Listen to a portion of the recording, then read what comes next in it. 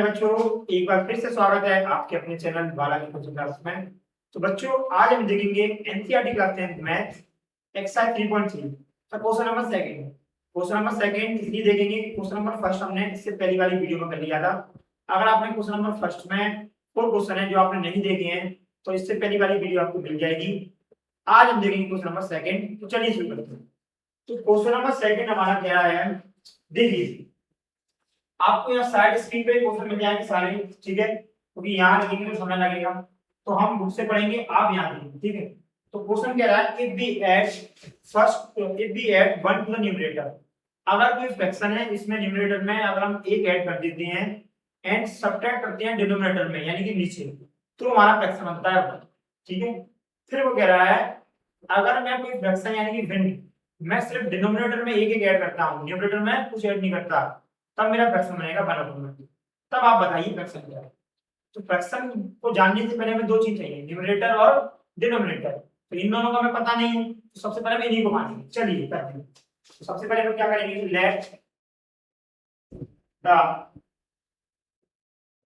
Let the second का first question ये लिखा है, ठीक है। Numerator of let the numerator of the fraction dx दिया था x। let the numerator of the fraction का हो जाएगा x, the denominator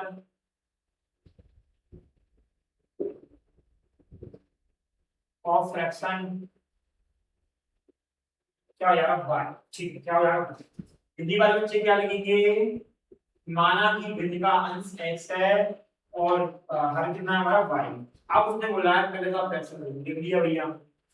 अब उसने बोला है मैं ऊपर क्या कर रहा हूँ, 1 ऐड कर रहा हूँ। क्या मैं न्यूमरेटर में कितना ऐड कर रहा हूँ, फर्स्ट ऐड कर रहा हूँ, कर दिया मैंने। डिनोमिनेटर में से 1 माइनस कर रहा हूँ, तो मेरा फ्रैक्शन कितना बनेगा, 1 बनेगा, 1। अब यह 1 है तो मैंने यहाँ पे लगा दिया, 1 लगा दिया। अब इस 1 का मल्टीप्लाई इसमें करेंगे तो x + 1 मल्टीप्लाई में 1, यहाँ 1 मल्टीप्लाई में y - 1, तो ये करेंगे तो ये जैसा का जैसा आएगा तो ये भी जैसा का जैसा। अब मैंने क्या करा, y को मैं इधर ले आया, माइनस का हो जाएगा। अब माइनस का मान इधर ही है, इसमें 1 को इधर ले आएंगे तो माइनस का हो जाएगा। तो x - y बराबर कितना हो जाएगा मेरा, -2।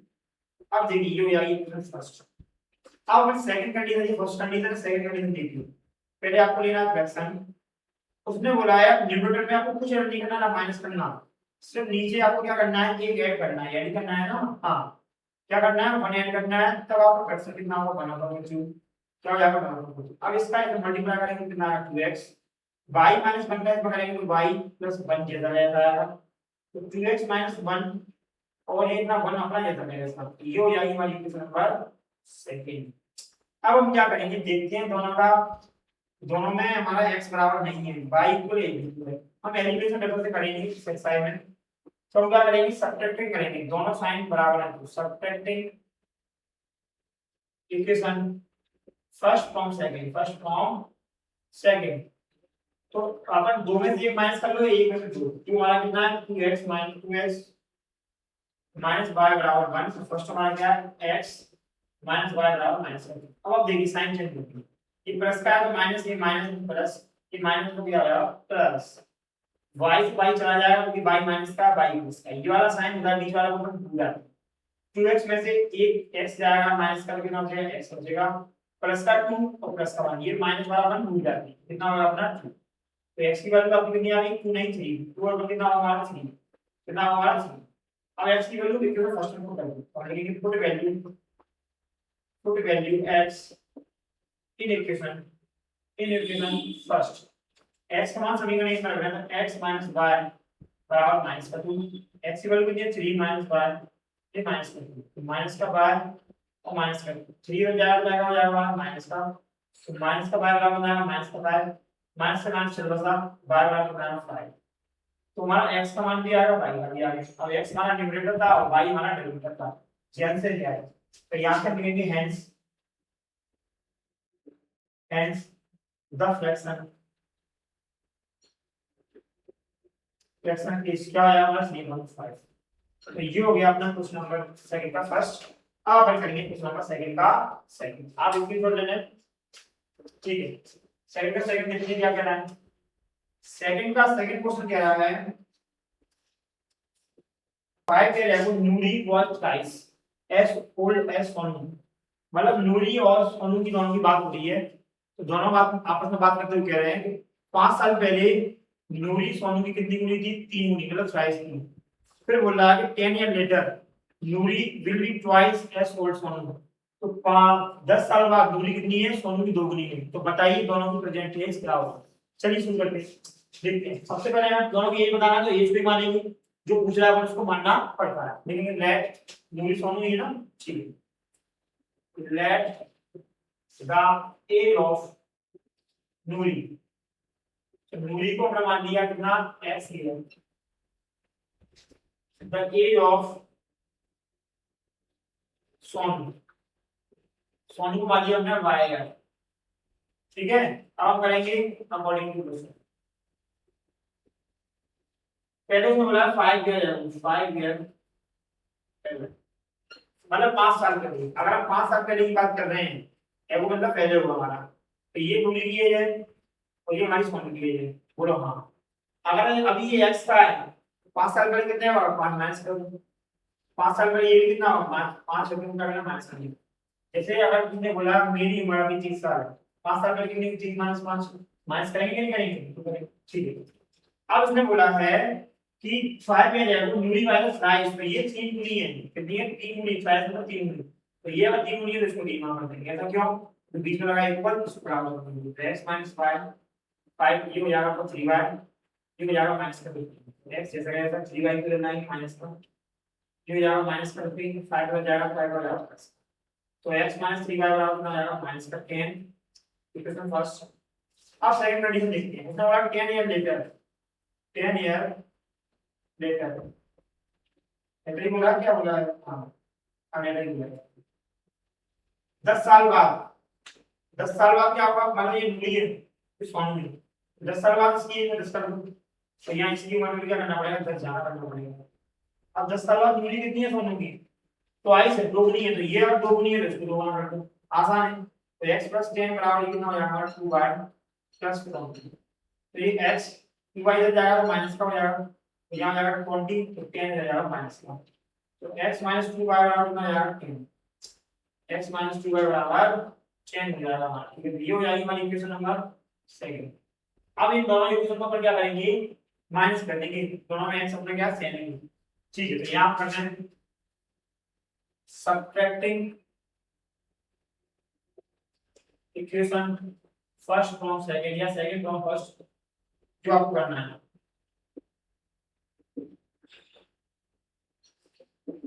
देखिए ये माइनस प्लस का, माइनस का प्लस और माइनस का प्लस, ये कर जाएगा 3y में 2y आएगा, y बचेगा 10 प्लस का 10 और प्लस का 10 कितना हो जाएगा। ये अब वाला साइन हम भूल जाते हैं क्योंकि चेंज हो चुके हैं, चेंज हो क्या होगा, ये प्लस का 10 है, प्लस का 10 कितना आएगा, तो y बराबर कितना आएगा 20। y कौन सा हमारा सोनू, सोनू हमारा कितने साल का, 20 साल का। अब y की वैल्यू लिखी थी फर्स्ट या सेकंड, जहां हमको अपना भाग तो फर्स्ट में है, put value x, put value y in equation first. y को मान समीकरण 1 में हिंदी में हमारे बच्चे थे, तो यहाँ लिखना है 3 × 40 माइनस का 10, तो ये हो जाएगा 60 माइनस का 10, तो हमारा 60 हो जाएगा, हो जाएगा प्लस का, तो x बराबर ना अपना, x कौन सा अपना नूरी, नूरी 50 साल की है, सोनू हमारा 22 का, 22 कितना हमारा 20। तो हम यहाँ लिखेंगे नीचे यहाँ hence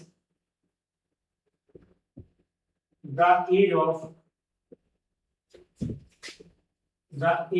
of नूरी, नूरी इसकी साल की है 50 है, the age of सोनू कितना साल का है, 20। ठीक है, तो ये हो गया क्वेश्चन नंबर फर्स्ट का। सेकंड आप करेंगे क्वेश्चन नंबर सेकंड का, सेकंड हो गया, आप करेंगे सेकंड का थर्ड। कौन सा करने वाले हैं, थर्ड करने वाले हैं, तो इसको हटा रहे हैं।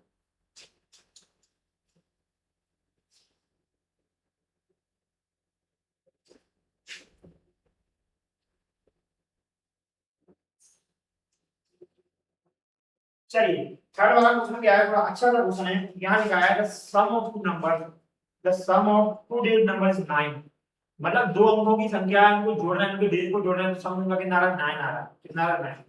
जैसे अपन ने मान लिया यहाँ 27 वो अंक इन दोनों को जोड़ने में कितना आ रहा है 9 7 को जोड़ा वो भी 9 आ रहा है। इन दोनों को क्यों ले रहे हैं मतलब अपने ऐसे लिखिए दोनों डेट ऑफ कितना हो 9 तो ऐसे ही संख्या है 4 5 भी 9 आया 5 4 भी 9 आया इन दोनों डेट ऑफ जोड़ेंगे 3 6 6 3 1 8 और 8 1 तो ये संख्या हमारी क्या थी इन दोनों की डेट ऑफ हम जोड़ेंगे तो हमारा क्या आएगा 9। अब उसने बोला है कि उसने बोला है टू डिजिट नंबर तो आप समझिए टू डिजिट नंबर बनता कैसे है। अगर मैंने बोल दिया ये बताया आपका 27 तो 27 कैसे बनेगा आप बताइए। तो आप क्या करेंगे 10 मल्टीप्लाई में 2 प्लस 7 लिखेंगे या नहीं लिखेंगे या आप एक पूरी सच्ची फिर बताइए। तो 63 कैसे बनाया मेरा 10 मल्टीप्लाई में 6% बनाया नहीं बना तो ये मेरा क्या होगा ये है मेरा वंश तो ये मेरा टेंस तो टेंस क्या होगा इसमें 10 का मल्टीप्लाई हो रहा है ठीक है। तो वंश यानी कि यूनिट डेट है और ये मेरी क्या है टेंस ठीक है। कैसे बड़ा नंबर बनता है नंबर हमारा कैसे बनता है 10 फिर हमें एक नंबर लेना पड़ता है मान लो x फिर नंबर लेना पड़ता है y फिर हमारा एक नंबर ठीक है। इस चीज को आप इस फॉर्मेट पास करें। तो सबसे पहले हमें क्या बताना है क्वेश्चन को सबसे पहले हमें यूनिट डेट और टेंस डेट को बनाना पड़ेगा। अगर हमें कोई दो अंक की संख्या बनाना है लेकिन let the unit digit v x the tens digit लिखना ठीक है। आप सवाल यहाँ से देख सकते हैं ना क्या कर सकते हैं आप ठीक है। अब उसने ये बोला है आप एक नंबर बनाइए तो पहले क्या होगा ओरिजिनल नंबर। ओरिजिनल नंबर मतलब अगर हम उसकी डेट हमने इसको x माना है मतलब यूनिट डेट हमने x ही मानी है टेंथ डेट हमने y मानी तभी तब हमारा ये तब नंबर हमारा क्या बनेगा वास्तविक संख्या है। तब नंबर हमारा बनेगा 10 बाय 10 ऐसे बनेगा ना। तो कभी करा था हमने 60 के लिए क्या करा था 10 मल्टीप्लाई 6 प्लस। अब इसने ये बोला है कंडीशन कि इसने बोला है कि octane by the reversing the order अगर मैं डिजिट बदल दूं मैं रिवर्सिंग कर दूं डिजिट को तो reversing the reversing order order को बदल दूंगा रिवर्स कर दूंगा तो मेरा नंबर ऑर्डर नंबर तब मेरा अगर मेरी डेट बदल जाए तो ये मेरा कितना आ जाएगा 10x हो जाएगा और ये मेरा y हो जाएगा मतलब x अपना यहाँ था अब यहाँ आएगा y बना सीधी सी बात यूनिट डेट को 10 दिन मान लिया है और 10 से जो डेट है उसको हमने मान लिया यहाँ क्या देखिए 27 है 27 को पलटेंगे तो कितना होगा 72 कैसे होने वाला है तो ये हमने कर दिया।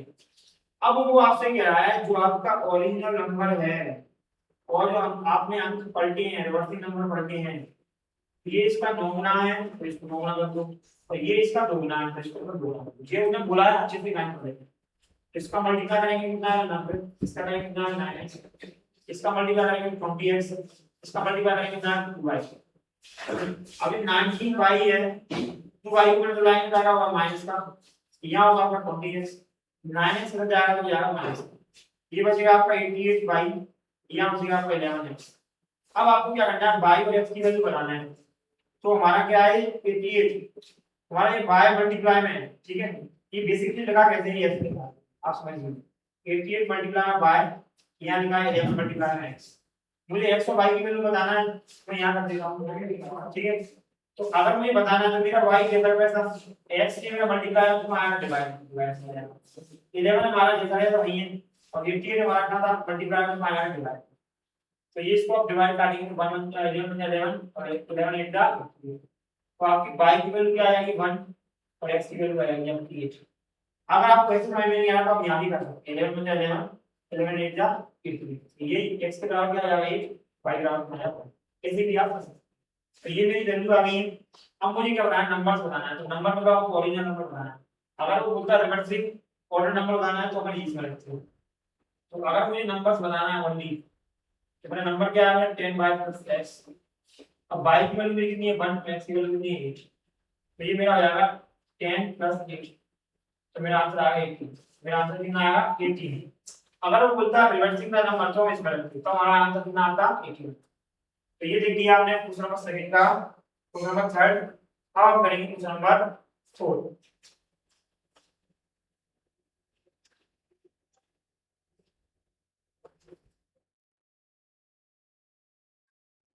क्वेश्चन क्या कह रहा है उसने बोला है कि मीना एक बैंक में जाके 2,000 निकालने के लिए उसने कैशियर से बोला कि मुझे 50 रुपए के नोट और 100 रुपए के नोट चाहिए, और कैशियर ने उसको 25 रुपए नोट 25 नोट दिए टोटल मिला के, दोनों मिला के। तो अब आपको बताना है कि 50 रुपए के नोटों की संख्या कितनी है और 100 रुपए के नोटों की संख्या कितनी है। तो ये हमें निकालना है, तो इनको अपन मान लेते हैं। चलिए करेंगे, तो पहले लिखेंगे लेट द नंबर ऑफ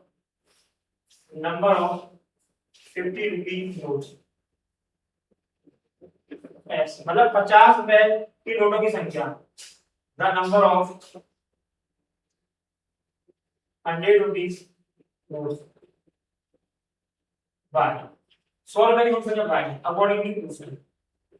पहले उसने बोला कि नोटों की संख्या कितनी है, उसने बोला नोटों की संख्या कितनी है आपकी 25, तो हमने बोल दिया 50 रुपए की नोट x, 100 रुपए की नोट आपकी कितनी है बाय, बराबर कितना है 25, ये ना इक्वेशन फर्स्ट। अब उसने बोला है कि 50 रुपए के नोट दिए उसने कुछ कितने x, फिर उसने बोला 100 रुपए के नोट लिए कितने कुछ मतलब बाय बराबर कितने रुपए टोटल 2,000 रुपए। ठीक है, अब ये क्या है, हमारी प्रॉपर इक्वेशन नहीं है, तो इसको और डिवाइड कर लो। तो अगर इस वाली इक्वेशन में 50 का डिवाइड करते हैं, divide by 50 both side divide by 50, तो कितना हो जाएगा हमारा x, ये हो जाएगा हमारा 2y, ये हो जाएगा हमारा 14, तो ये हो जाएगी हमारी इक्वेशन थर्ड। अब सेकंड हमने कितना कर दी थर्ड में, अब हम फर्स्ट को सेकंड को फर्स्ट और थर्ड को माइनस करेंगे। ठीक है, तो हम यहां लिखेंगे subtracting equation first from second. Second वाली इक्वेशन में से हम क्या करेंगे, फर्स्ट को माइनस करेंगे, तो हम फर्स्ट को माइनस करेंगे करते हैं, ये x प्लस का है माइनस का है प्लस का माइनस प्लस का माइनस, ये x x कट जाएगा, क्यों y में से y जाएगा तो कितना बचेगा y, 40 में से 50 जाएगा 25 जाएगा तो कितना बचेगा अपना 50, फिर बचेगा तो मतलब y की वैल्यू आपकी कितनी है 50। अब y यहाँ पर क्या था 100 रुपए की नोट, तो y मतलब 100 रुपए की नोट की संख्या कितनी आ गई 15 आ गई। अब हमने x को निकालना है, 50 रुपए की नोट की संख्या निकालना है, तो y का मान इक्वेशन फर्स्ट में रहेगा, put value y in equation first हमारी क्या है x प्लस y बराबर 5, x y का मान कितना 15 है 25, तो x बराबर 25, y हो जाएगा अपना माइनस का हो जाएगा, x बराबर कितना आएगा 10, कितना आएगा 10। इसका मतलब हम लिखेंगे hence number 50 rupee notes number of 50 rupee notes इस कितने अपने 50 रुपी नोट्स आपके कितने हैं, कितने आ रहे हैं x मतलब 10 आ रहे हैं। ठीक है, the number of 100 rupee notes कितने आपकी 50। ठीक है, आप देख लीजिए 50 रुपए के 10 है, कितना आएगा तो 500, 15 रुपए के कितने 15 रुपए कितने के 100 के हैं, 15 नोट कितने आपके 100 के हैं, कितना होगा 1500, दोनों पे ऐड करोगे कितना हो जाएगा, आ रहा है हो या नहीं आ रहा, तो बन रहा है। अब आपको समझ में आ गया क्वेश्चन कैसे होता है। ठीक है, उसके 100 रुपए के नोट भी मिल गए और 50 रुपए के 50 रुपए के नोट 10 मिले हैं, 100 रुपए के 50 है 15 नोट। ठीक है, अब हम करेंगे क्वेश्चन, इसका लास्ट आखिरी क्वेश्चन है, क्वेश्चन नंबर 5। ठीक है, उसको समझते हैं पहले। ठीक है, इसको हम हटाते हैं। रीडिंग लाइब्रेरी, एक लाइब्रेरी है, उसमें क्या है एक मिनट, क्वेश्चन नंबर 5, इसका अपना 5 है, लास्ट क्वेश्चन है एक्सरसाइज का।